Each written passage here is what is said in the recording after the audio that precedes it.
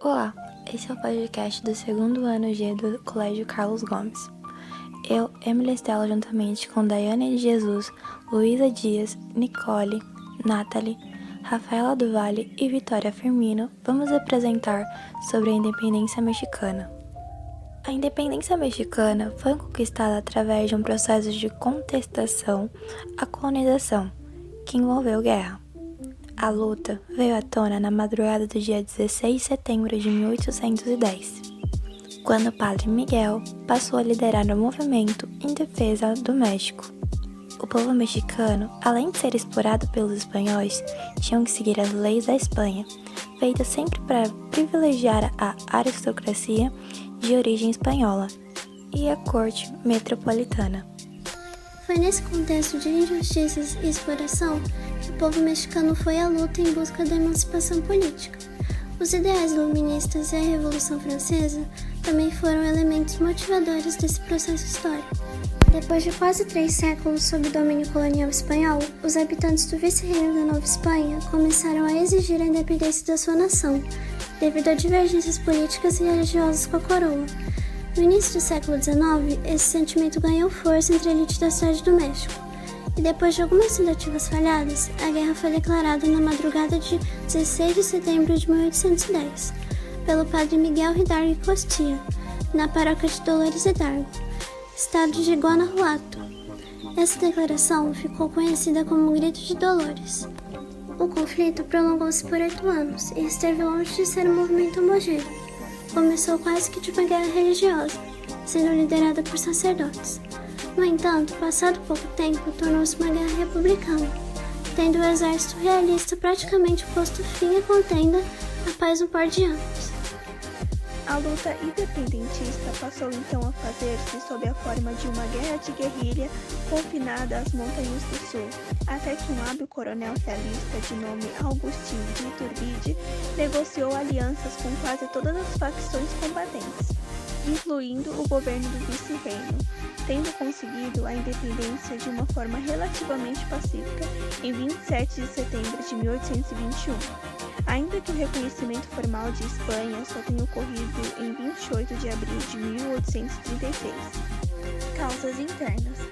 Os acontecimentos ocorridos no México que impulsionaram a independência são o nacionalismo por parte dos crioulos no México, os problemas econômicos da coroa espanhola durante esse período e a desigualdade social que afetava os habitantes. Causas externas. As causas que foram alheias ao México são a influência das ideias da Revolução Francesa, as quais destacavam a importância dos direitos do ser humano, criticavam a monarquia e apoiavam o sistema republicano. A independência dos Estados Unidos, que impulsionou os patriotas mexicanos a seguir com as mesmas ideias de liberdade, e as invasões na Espanha durante o ano de 1808, que fizeram com que a monarquia espanhola defendesse o seu território e passasse a não dar tanta atenção à América.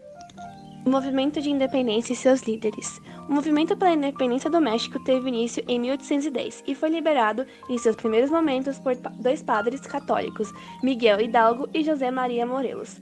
Em 16 de setembro de 1810 foi declarada a independência do México, porém ela não foi aceita pela Espanha, que buscou reprimir o movimento, originando assim uma guerra. Em julho de 1811, Hidalgo foi fuzilado pelos espanhóis e a liderança passou para a mão de Morelos. Eu sou a Rafaela e vou terminar o assunto movimento de independência. Morelos defendia mudanças radicais para o país independente, como, por exemplo, abolição da escravidão, isenção de impostos para os mais pobres e ocupação de cargos militares e civis pelos colonos. Essas ideias desagradaram os mais ricos, principalmente a elite agrária. Para evitar uma revolução social no pós-independência, a elite mexicana assumiu o movimento emancipacionalista, dando a ele um caráter mais conservador e menos popular. A guerra durou entre setembro de 1810 a setembro de 1821, sob o mandato do general Agustín Iturbide e com um número de combatentes maior. Os colonos mexicanos venceram a guerra, conquistando a independência. 21 de setembro de 1821. Em julho de 1822, com o apoio da elite mexicana, Iturbide foi coroado imperador do México. Seu reinado durou até o ano seguinte, quando ocorreu a proclamação da República no país. Miguel Hidalgo foi um dos principais líderes do movimento da independência do México. O movimento de independência do México teve início em 1810 e ele foi liderado em seus primeiros momentos por dois padres católicos, chamados Miguel Hidalgo e José Maria Morelos. Em 16 de setembro de 1810 foi declarada a independência do México, só que ela não foi muito aceita pela Espanha, o que buscou referir o movimento, originando assim uma guerra. Em julho de 1811, Hidalgo foi fuzilado pelos espanhóis e a liderança passou para as mãos de Morelos. Morelos defendia mudanças radicais para o país independente, como, por exemplo, a abolição da escravatura, isenção de impostos para os mais pobres e a ocupação de cargos militares e civis pelos colonos. Essas ideias desagradaram os mais ricos, principalmente pela elite agrária. Para evitar uma revolução social e pós-independência, a elite mexicana assumiu um movimento emancipacionalista, dando a ele um caráter mais conservador e menos popular. A guerra durou entre setembro de 1810 e setembro de 1821, sob o comando do general Agustín Iturbide. E com um número de combatentes maior, os colonos mexicanos venceram a guerra, conquistando a sua independência em 21 de setembro de 1821. E em julho de 1822, o apoio da elite mexicana, Iturbide foi coroado como imperador do México. Seu reinado durou até o ano seguinte, quando ocorreu a proclamação da República no país. Agora eu, Daiane, vou falar sobre as consequências da independência mexicana. A independência do México foi uma grande perda para a Espanha, principalmente do ponto de vista econômico. No México, as elites comercial e agrária assumiram o comando político do país, governando de acordo com seus interesses.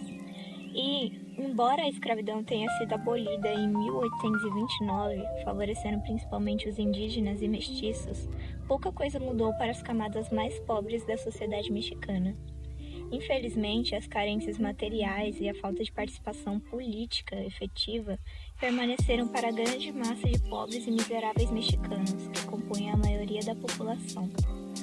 Infelizmente, a independência do México teve mais pontos negativos do que positivos.